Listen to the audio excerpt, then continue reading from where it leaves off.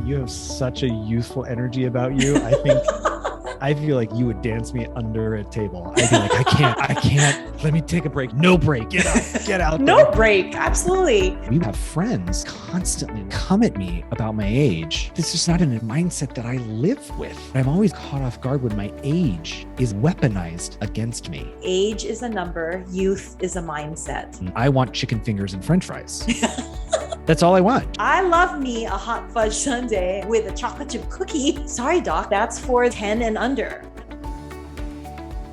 There was a gentleman, his name was Bob, but he would sit there and watch people as they walked by. You know, Bob, why do you sit out here every day? He said, because I'm too busy living in the present to want to go back to the past. It's all about mindset. And more than mindset, why deny it? Why hide it? Celebrate it, actually. Every day that we wake up and have life and have breath, that is something to celebrate.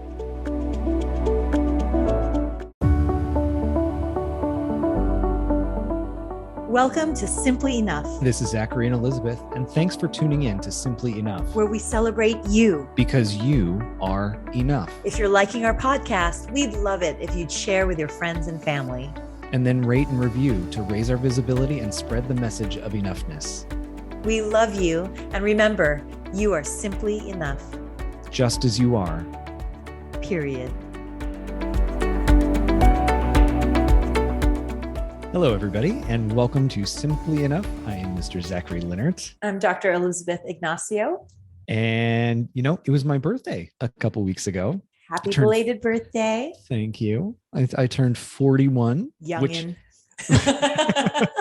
I don't know. You have such a youthful energy about you. I think, as we talked about in the previous episode about celebrating, I feel like you would dance me under a table. I'd be like, I can't. Let me take a break. You're like, no break. Get out. No there. break. Absolutely. No break. You can take a break when you die. Yes. Right. But yeah, so I turned 41 and, you know, my birthday, like, I've just never been one of those people that thinks about my age in terms of a number or what that means. Like, oh, I'm 40, that blah, blah, blah. There's like stuff that comes with it. And that's not to judge people that do. That's just not how I think, right? Mm-hmm. What's fascinating about that is in my mindset around my age, I always have these moments where I'm faced with other people's interpretation or meaning that they place on age as it affects me. And then I'm living with this reality of like what they think about it and what I think about it. And it's always like we're speaking two different languages, but I know I somehow need to respond, but I don't know how to respond in their language. I don't really know what to do with it. And then I end up kind of like super awkward, which is actually a common place for me to live. So let me use a bit of an example to kind of put this into context. Okay. When I started as a school administrator, I was 34 years old. Whether or not that is a common age for administrators, and I don't even know. But I do know that I was frequently, when I would meet people and they would look at me and they said like, how old are you? Right? Because I guess I looked young. You're one of the administrators? How old are you? Like there was always this response and I didn't ever really know what to say. I'm like, I'm 34. Like, you know, I'll give you the answer. Right. And so it was always just kind of odd because I understood that there was meaning to them about age and what comes with age, et cetera, but it just wasn't where I lived. I was applying for a job recently. And one of the questions that they asked was name a piece of criticism or feedback or some kind of professional hardship that you experienced that caught you off guard. It was around the time of my birthday. So I'm like, okay, this is where my mindset is. I want to talk about this. And I spoke about these moments when there would be, and it was always like at a time that I wasn't prepared, I had to meet with a parent or I was at an admissions event, I was meeting prospective families or I was meeting another administrator or something. And there was always kind of this response of, well, how old are you? Or somewhat of discrediting my opinion. Well, you're young, you wouldn't know. Like these moments kind of wrapped up in my age as if age equaled experience or equaled knowledge or equaled whatever. I didn't know, but there was meaning clearly that other person was putting on it. And then it would go so far as sometimes to be somewhat offensive, where we would have friends who were older and they would joke about, I would need to sit at the kiddie table for Thanksgiving, or they would just constantly come at me about my age. Here it's kind of coming at me. And jumping off the heels of what we had talked about previous episode about celebrations and just living your life. And, you know, I'm so unabashedly silly and I choose celebrations and I choose joy and because I live in a place of gratitude that I'm always a little bit caught off guard when my age is a label that's tried to be weaponized against me. And that just kind of hit me with my birthday. So I wanted to throw that out here today. I'm just giggling because I'm like, throw that out there to the old lady in the room, which is me. I'm 51. And I tell my patients often, and my patient demographics run from, youth student athletes, all the way to octogenarians. In fact, I have some 90-year-olds too. So, which I just love. And I just consider such a privilege to be able to take care of so many people in different seasons of their lives. Mm-hmm. And there's differences and there's commonalities. What I do say, especially to those that are, I'll say this sadly, 30 years old or older. And the reason why I say sadly is it's amazing how many 30-year-olds come in my office, mm-hmm. And again, I have a sports medicine practice. So, these tend to be very active, people wanting to maintain their activity level, but it is amazing the number of people once they hit 30 or older that they then start talking to me about their age and, oh, my body's getting older and I can't, now that I'm getting older, this hurts, that hurts. And you know how it is, doc, getting older. And I just laugh because I'm like, okay, you're in your 30s, I'm 51, but I also say the same thing to, older people, in their 60s and 70s and 80s. I say the same thing when they say similar things like I'm old and it's terrible getting old. And, what I say to all of them is age is a number, youth is a mindset. Mm-hmm. So to be boxed into a number really means nothing. And literally, I know many a 70 and 80-year-old who are healthy, active, vibrant, make no excuses, and play no victim. Just as much as I know 30-year-olds and 40-year-olds who believe in the aging process of how aging means devaluing and deterioration. And that just really doesn't have to be the case. That's not just my belief. There's actually an amazing, it's my favorite study actually. I believe it's out of Harvard and it was in the late 70s. Mm-hmm. And there was a summer camp, if you will, of 2 or 3 weeks long. And they took gentlemen who were in their 60s. So that means that their adolescence was, back in around World War II, 40s and 50s. So they went to this camp, and before going in this camp, they had biological markers taken, their eyesight, their blood pressure, that kind of stuff. And then at this camp, the camp was totally refurbished so that it looked like it was in the 40s and 50s. So music of that time was blasted over the speakers. The magazines and reading material was from that time. TV dinners were, served and that kind of stuff. So it was to replicate their youth, what they were used to. And so they lived in that environment for 2 weeks. And at the end of 2 weeks, not only did these subjects self-report feeling younger, which that's great. I mean, that's worth it in and of itself to feel younger, but actually eyesight had changed. Canes and walkers were thrown away and not used. And other biological markers, like cholesterol and glucose and all that kind of stuff. Biological markers showed that they aged younger in those 2 weeks that they spent in that environment.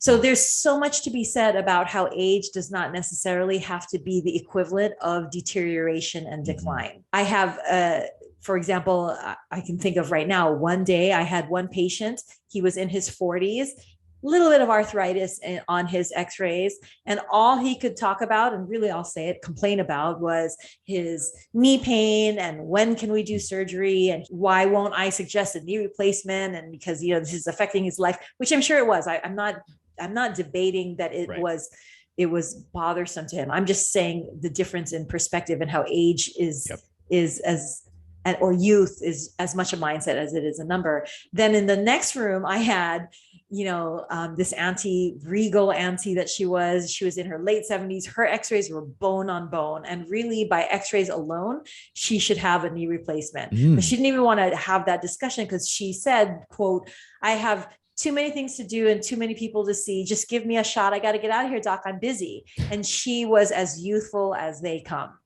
And that's why to place so much emphasis on a number and be imprisoned by a number, we are missing so much in terms of possibility and opportunity and capability and capacity if we're just going to be imprisoned by a number. You know, again, as I tease, I'm 51. And, you know, I serve on a number of boards, you know, here in the community, very proud and happy to serve on a number of not-for-profit community organizations. And for sustainability of the organization and of the board for that organization, there's, you know, a recent movement of having a young professional board, kind of like a junior board. Okay. For these organizations. And I get it. And I get the point of it and the importance of it. And it is very important. But I always tease and say, must we call them the young professionals? Like, so then what does that make us? Can we be the not as young? Like, don't make us the old professionals. Right. Can we be the not as young? You know, it's all about mindset. And more than mindset, there's also the truth. And perspective. You know, women in particular, I know that there's like a running joke of not wanting to celebrate the birthday or lying about somebody's age, you know, one's age so that, you know, one can perceive that they're younger. The thing is, though, the flip side to it is, why deny it? Why hide it? And, you know, last week's episode was about celebration. Celebrate it actually, because certainly in at my age, when I think about others, aging is a privilege denied many. I didn't come up with that. I'm just quoting. I don't know who originally said that, but it is true. Aging is a privilege denied many. Every day that we wake up and have life and have breath, that is something to celebrate. Every day is a birthday. And so to age is a privilege. When I remember being at a lunch, I'm just like spewing. I'm so sorry. I'm just throwing stuff out because obviously, especially as a woman, like there's so much baggage placed on aging when I'm just kind of like, why does there need to be baggage? I remember actually having lunch with a few of my besties. This was when we were in our 40s. This was like a decade ago. And there was a little bit of lamenting of our age. And I finally had to say, can we stop that though? Can we? Because when we look at it, we're in our 40s.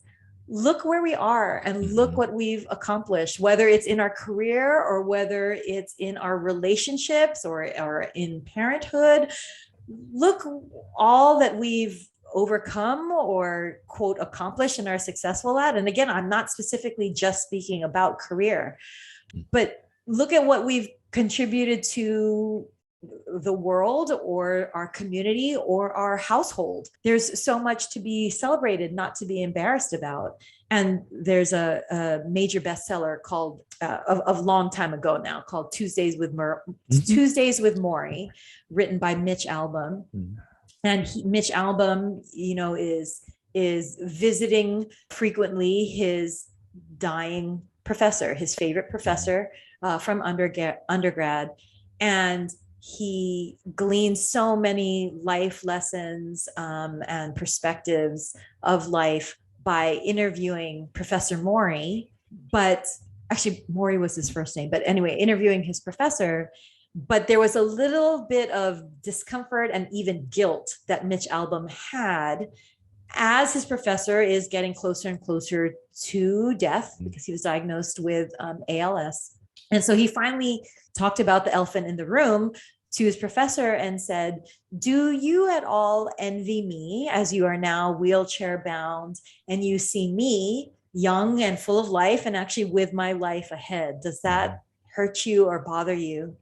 And the professor's answer, and you can not only read it, you can read it obviously in the book, but there's actually, he did a 60 minutes interview. So you can actually see and hear the professor saying this himself, which is so poignant, which is, why would I envy your youth? I lived my youth. So I have been there and I cherish and relish that I have been there and I have lived there, and that will never be taken away from me. So now I'm in a different season of my life, but that doesn't mean I envy that you're in that season. There are many things about that age that I don't want to relive. So rather than regretting or wishing, I just choose to celebrate the memories that I want to keep about it, know that I've lived it, and therefore there's nothing to envy. It's so interesting you bring this up, because when I lived in New York City, I would walk down Amsterdam, and I'll connect back to what you're saying. I would walk down Amsterdam to get to the subway. As I would walk down Amsterdam, there was a gentleman that sat out. He lived in a building for senior citizens, and they had care and whatnot in there, and that was where he lived. But he would always come down. One of the nurses or the attendees would bring a chair because he had some mobility issues, but he would sit there and he would just watch people as they walked by. His name was Bob. I loved Bob. I walked by every day to take a couple minutes to talk to Bob, and then I would go about my day. I didn't quite ask that question, but it was something akin to like, Bob, why do you sit out here every day? Just curious. He would talk a little bit about what it was like to be in his career, and he'd get up every morning. That was just part of his routine. And he still wanted to have that routine where he still felt like he had purpose and he could see people and still live as a part of the world. And he needed that energy. He brought up Tuesdays with Maury, and he said, because, I'm too busy living in the present to want to go back to the past. And it's connected with exactly what you're saying. Like he didn't want to be 50 years old again, or 41 or 30. He was too happy and content and excited and grateful living where he was, that it was silly to even ask a question about the present or the past or the future for him. And I'll never forget that. That's so powerful and so real. Thank you for sharing that. It's all about this. This can be, the segue into many, many episodes, because the bottom line, when we talk about, just as you are and simply enough and being content, is recognizing, rather than focusing on what you don't have, you enjoy and relish what you do have. So rather than the mindset of, geez, this is all that I have, you can look at things of, well, all that I need is right here. And I don't know this person who I'm about to quote. In fact, forgive me. I do this. Like, I remember what people say, but I don't remember who it was. But I know that there was either a Navy SEAL or special forces, somebody in the military, and he was a double amputee. And he says that he often gets asked, how can you be so positive in life with not having your two legs? How can you be so positive and not have two legs? And his response is, how can you not be positive when you do have two legs? And I'm just kind of like, it's because it's so true. That's definitely where you shift the mindset. For me, that's a quit your bitching moment, right? For me, I'm not judging other people. I'm looking at myself and being like, damn it, Ignacio, quit your bitching. Yeah. Look at all that you have. You have more than you need, and all that you have is more than you need. So when we set up this episode, and I was sharing both my mindset about age and then other people's mindset about age, and then how that came to me, what you did really beautifully is you shifted, or you established our focus truly on the work that we do for ourselves, that we are the leading players of our own story. We've talked about that in previous episodes. And really, the imprisonment of age being just a number, that work only can happen internally. Whatever happens for other people is the work that they have to do on their own. Yes. But you establishing that it's about me, right? Simply Enough is truly about me. That's why the me in the logo, right, is set up the way that it is. And I just want to thank you for look on YouTube, everybody, if you don't. Yes. Yes, thank you. Yes, that's why we put it out there, because we can't control, nor is there really. It's futile to try and force ourselves as the leading player in somebody else's story. So just keep it about us. And so I just wanted to thank you for distilling out the noise. The noise is not other people's interpretations of age or how they are imprisoned by that number and the meaning that they place on it. It's about us. It's about ourselves and the work that we do to unpack the meaning that we put on age and then go from there. So I just want to thank you for that. I want to go back to what I was talking about at the beginning about when I became an administrator, and I was, roughly 34, and the responses that I would get from people, either when they met me just based on my look, like, how old are you? Right. Or they find out my age. There was a lot of judgment that came at me. or at least that I felt about my youthfulness not being equivalent of experience, or that my youthfulness wasn't befitting of an administrator, whatever that means. And that somehow that also came with a lack of qualifications or gravitas or respect or whatnot, that now somehow this is what I was getting, right? It's not necessarily how I felt, but that I had to work harder to prove my worth to whoever was talking to me because they saw my age as an indication of youth and lack of experience. Does that make sense? Mm-hmm. And that was, I got to say, it was unsettling for me living in that place of, as I've said, I'm not really one to like think about age as having a meaning other than just that's my age. And it wasn't just parents, like it was like other colleagues, right, who were administrators. And what do I do with just this label, right, that I didn't feel like fit me, and almost this like judgment or this like request to work harder to prove because my age to them was seen as like a knock against me or what I offered the role. Does that make sense? So what did you do is the question. Well, truthfully, did that stick with you until you had more years under your belt and then you felt, more confident and in the right place? Or what did you do? Tell us more. Okay, so I can be honest. For some of you that may not know this side of me, I can have a little bit of a, well, fuck you attitude kind of in me. And I don't show it that often because I tend to be a jovial individual. You don't really get that little like feisty, fiery side of me, but it does live in there. Often when I feel that somebody is imposing something on me that is contrary to how I know myself, I'm going to push back even harder with that part of me that I'm like proud of, or that I enjoy, or that I own. And so truthfully, what I did was like, well, fuck you. I'm just going to be me. Like, I don't need to prove myself to you. Like, I got to where I am and I'm good at what I do. And really, it's not about you. It's about me. Were you there or were you at first, a little bit more of the, I'll prove it to you, screw you. You're undermining, you're not undermining, you're underestimating me. So were you just you, or were you pushing back a little bit and with that energy?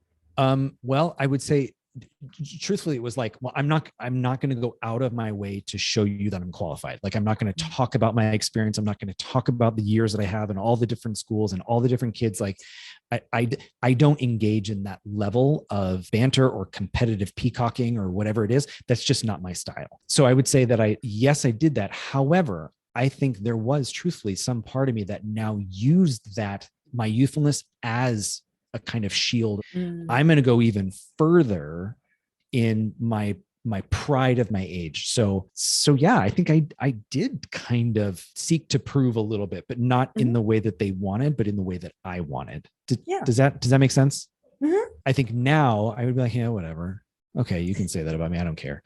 But I think at the time I was like, no, I'm proud that I'm this young, and I'm proud that so there was still a little bit of a fiery part of me, which in and of itself is a way of proving. Right. So, and like we talked about in previous episodes, when we put energy in proving to somebody else or defending ourselves to somebody else, it actually puts the power and the emphasis on the other person, as opposed to you just being you and you being you and you doing the badass job that you do. Yeah.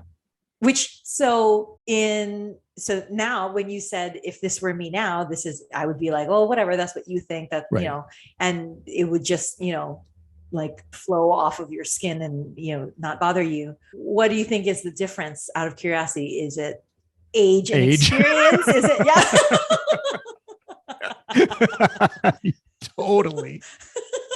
So there is something, the only reason why I say this, there is something to be said in terms of value of age. And the only reason why I say that, as being the older, more aged one, is it's so funny how we are so quick, we as a society are so quick to, again, be ageist, to be honest, and dismiss, like, oh, this person is near retirement, they have nothing to add.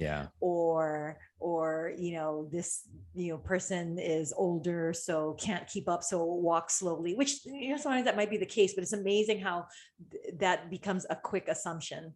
on what age means. There's value in the more years we've spent on this earth, and sometimes we have to remind the younger that there is actually value in aging and not just decline.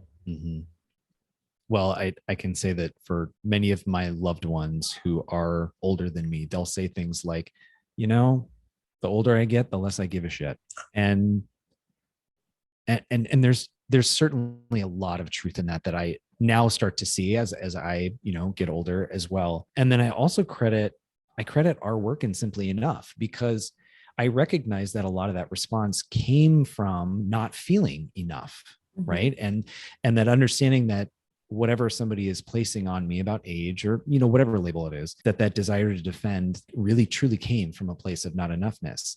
And at least I'm going to use my aunt Connie as an example, who I just love. And she listens to the podcast. So shout out to you, Aunt Connie. She has been somebody who has helped me see that, the process of getting older for her has enabled her to find her enoughness in such a beautiful way. And that the way that she shares it is never like, well, when you get older, you'll understand. It's more like, this is what I've understood in my aging process. And she gifts it to anybody willing to listen. And it's beautiful. Yeah. And that's where, again, recognizing that aging is a privilege, we can actually see getting older, rather than it being imprisoned by a number, we actually are liberated and freed as we get older, because the older we get, the less we give a shit. And I specifically am saying this not just for those of us listening that are in our 30s, 40s, 50s and older. I'm actually also pointing this out to our youth who are listening, which is, especially in this day and age of social media and comparison and relativity of what do other people think, and what will other people say about me? What will other people think about me? You guys are getting older too, youth. And so the older you get, the less I hope you give a shit in terms of the people whose opinions shouldn't matter to you, and the people whose estimations and assumptions of you are limiting. They don't matter. Don't give a shit. The older you get, know yourself better, recognize yourself better, know your values and priorities better. And like we said in the previous episode, weed the garden in terms of who you're going to give a shit about. On a totally different note. So we're talking about ageism in getting older and the value in that. But I'm also going to say that some of the assumptions about getting older are unfair, in that though we get older, we don't necessarily lose our youth. Yes. Right? Because again, youth is a mindset. This is a super silly, I love being silly, but true story about my being a victim.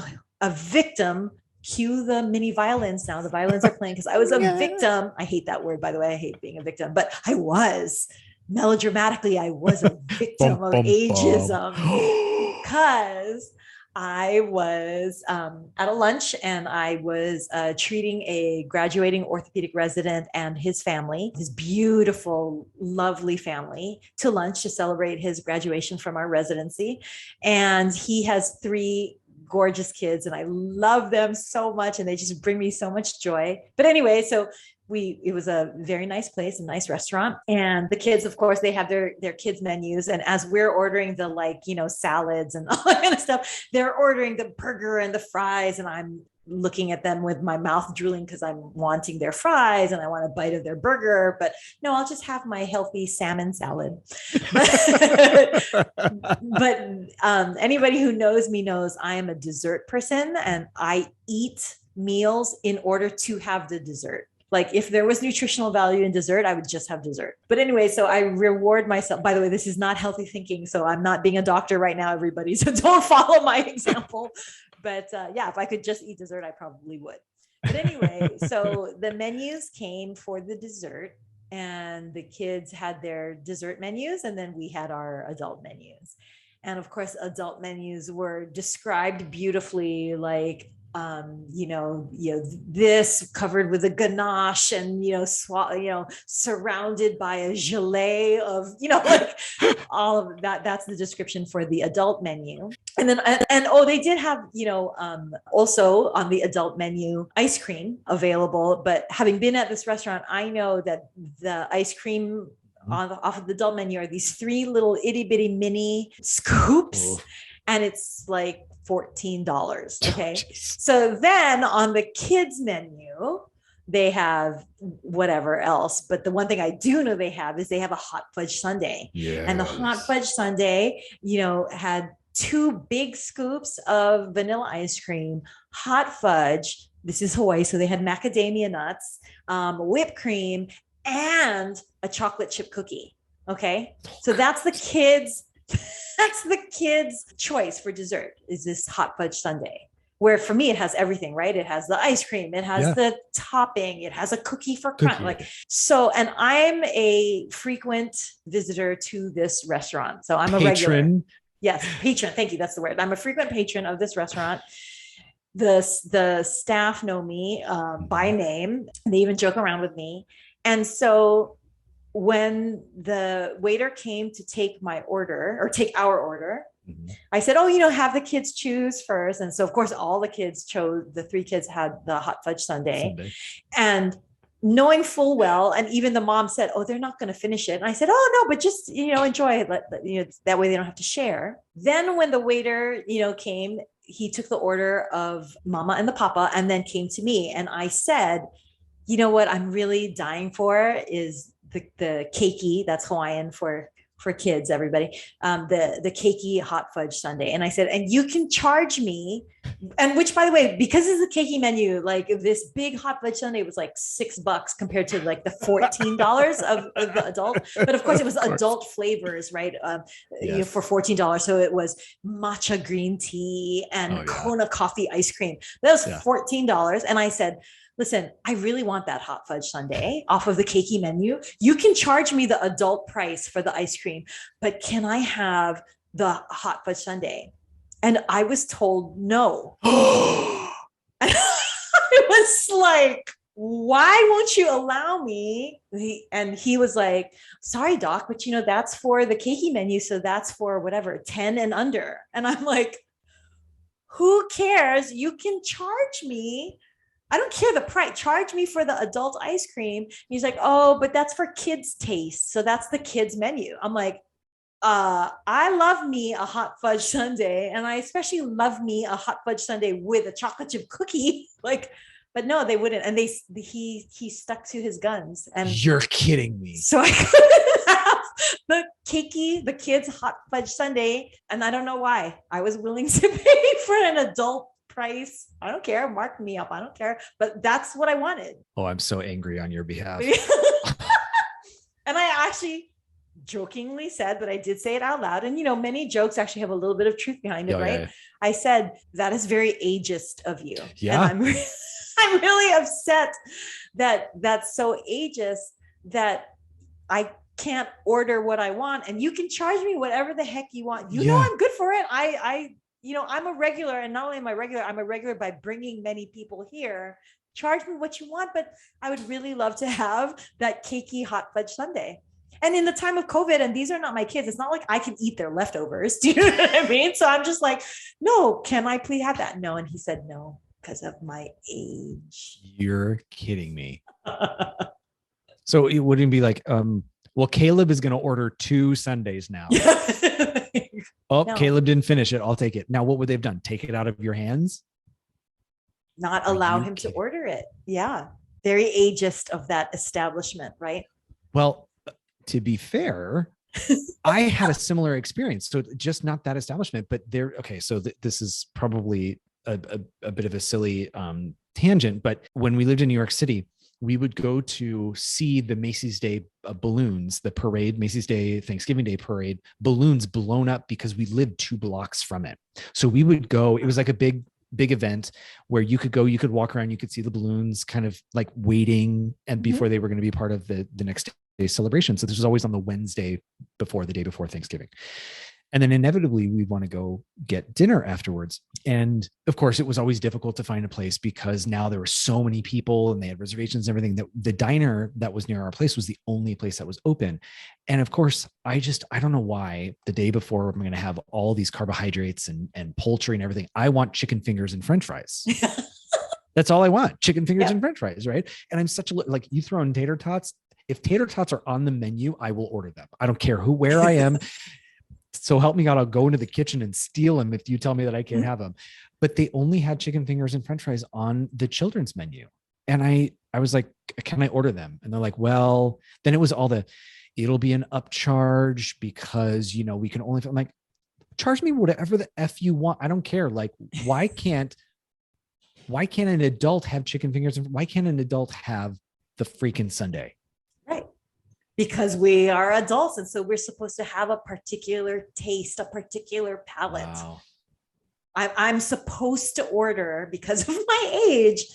Again, it has nothing to do with price. I'm like, charge me for that. I don't care what you charge me. That's what I want though. I want the hot fudge, ooey gooey. And I want then the crisp of the chocolate chip cookie. Like, no, I'm supposed to want the matcha tea ice cream or the sea salt caramel or the Kona coffee ice cream, not with the hot fudge sundae, doc. Yes. With the raspberry gelée. I'm like, and the macadamia nut powder or dust. Right. I mean, it's just funny how we are labeled to be expected to be a certain way because we're adults. Whereas, are you kidding me? Look at Disneyland. Who is paying for all of that? I was just going to say that. And I say that, I don't say that with judgment. I'm a kid at Disney. I have come to love Disney and look forward to Disney more now as an adult because I can let loose and be a kid and wear the ears and eat the cotton candy and just immerse myself in the joy. I enjoy Disney more now as an adult than I ever did or appreciated as a kid. Sorry, mom and dad, thanks for spending all that money, mom and dad, but I appreciate and love it more now. It's so funny you brought that up because I was literally thinking about that while you were talking about the ways in which Disney have enabled adults, not enabled, but invited adults to bring out their youthfulness again. Like, I love Stitch. We've talked about this in previous episodes, and I get it all the time. You're a grown man who likes Stitch? Yes, I am. That's okay. Really? Whatever, but at Disney, you're right. Like, you want to order the chicken fingers? Order the chicken fingers. You want to go on that ride? Go on that ride. You want the Dole Whip? Get the Dole Whip. You want the picture with the princess? Get the picture with you're 80-year-old person. Go for it. You're absolutely right. It's so funny you brought that up. So I was thinking that. I am not a roller coaster rider at all. I get motion sickness when I drive myself. So I'm not going to, So my kids and my husband, they love the Incredicoaster at California Adventure, which is like this big loop-de-loop, upside down, super fast. The first, you literally get shot out of the gate. So that's not me. And they would ride it 3 times. And I would just stand there while watching and, taking video for their, 0 to 50 mile an hour takeoff. But in the meantime, otherwise, I'm just kind of standing on the pier by myself. And that's okay, because I just love people watching. And I just, especially at Disney, because people are so happy, other than the meltdown hour of the kids. People are just happy and they're having fun and they're being silly. But there I am by myself. And lo and behold, Mrs. Incredible comes out. Oh, so they come out dressed. They're Helen Parr. Yes, is that her name? And so she's in costume, and the head is larger than me as a body. Like, they're literally bigger than life. And she comes out, and she stays in a roped off area. People can either stand in line, but nobody was standing in line yet. And so here's me, 51. Yes, everybody, this is just a few months ago, by myself. I'm like, from mom to mom, knowing full well, there's probably the person in that costume is not a mom. I don't know. She's probably 19 years old, but I'm totally immersed and loving it. I'm like, hey, mom to mom, can I take a selfie? And we spent 2 minutes taking multiple selfies because nobody else was in line for her. And I'm just laughing at myself, Yes, I am 51 years old, and I am taking selfies with this larger than life Disney character, quote, identifying with her as an incredible mom. And I'm having the time of my life by myself doing this. There's kid in all of us. We don't always have to adult, and we don't always have to aspire to adult. And you said it earlier. We have a choice. We can either be imprisoned by it or we can be liberated by it. And you and I are going to choose to be liberated by it. Is that a perspective that comes with age too? I don't know, maybe. Well, I hope not. I mean, yes, it does. Yeah. But again, as much as this is messaging for those of us in our 40s, 50s, 60s, also you students, you youth, you high schoolers, you college students, there's a time for adulting and there's a time for remembering that you're still young and that you enjoy your youth, but also recognize that you can take your youth with you and carry your youth through your lifetime with you. Don't feel that you're relegated to having peaked in high school. Well, remember, I think I talked about in a previous episode, I wanted to go to the gymnastics class. And then somebody was like, but you're 40 years old. Like, really? Like, you think you're going to be like a gold medal at the games or whatever? I'm like, that's not what I'm trying to do. And I understand that maybe my body is not capable of doing the same things that I could have done when I was 20, but I don't see that as a roadblock to still getting to participate in something that I've long wanted to participate in. It means that I have to like rethink, am I going to be able to do the triple Yurchenko off the vaults? Well, no, I'm not. But that doesn't matter to me. And for those of us that you know have aged, if you can't do what you used to be able to do, rather than lament it or regret it, laugh at it and just enjoy the memory. What I mean by that is as we've said in previous episodes, I was a college cheerleader. And this was at the time, my alma mater, we were co-ed. It's all girls cheerleading squad now for my alma mater. But back then we were co-ed. So we did the stunting and we did the pyramids and tumbling and all that kind of stuff. And you know, the basket toss is way high in the air. So I definitely still have the muscle memory of what it felt like to do those stunts, to do the tumbling, to be thrown in the air and, you know, do the splits and then be caught and all this kind of stuff. So I have the muscle memory of that. And sometimes what my body remembers versus what my body is capable of doing is different. So when either my daughter or my son was in kindergarten and we picked them up, I would pick them up in after school care. And oftentimes in after school care, they're playing outside in this big lawn, and you know there's parking spaces right there, so I could drive up to the lawn. And being a kid myself, at appropriate moments, I noticed that they were all trying to learn to do back bends and handstands. And so, probably not my wisest, finest moment, but I said, "Oh, Auntie knows how to do a handstand. I mean, it's just a handstand." At least that was in my mind. Like, oh, it's just a handstand. So there, you know, here are these 5-year-olds. Oh, Auntie can do a handstand.